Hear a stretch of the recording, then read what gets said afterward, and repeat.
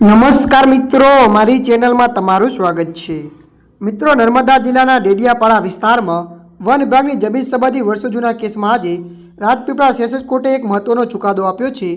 કોર્ટે આમ આદમી પાર્ટીના ધારાસભ્ય ચેતર વસાવા તેમજ તેમની પત્ની સહિત કુલ 9 આરોપીઓને દોષિત જાહેર કરીને 7 વર્ષની જેલની સજા ફટકારી છે।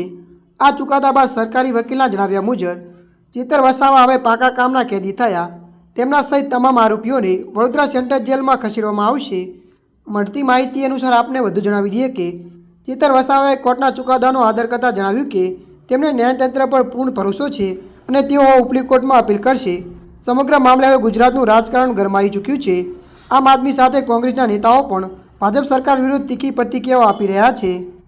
ત્યારે મિત્રો, હાલ માટે આટલું। મળીશું નવી અપડેટ સાથે। જો તમને અમારો વિડીયો પસંદ આવે, લાઇક, શેર અને સબસ્ક્રાઈબ કરી નાખજો। ધન્યવાદ।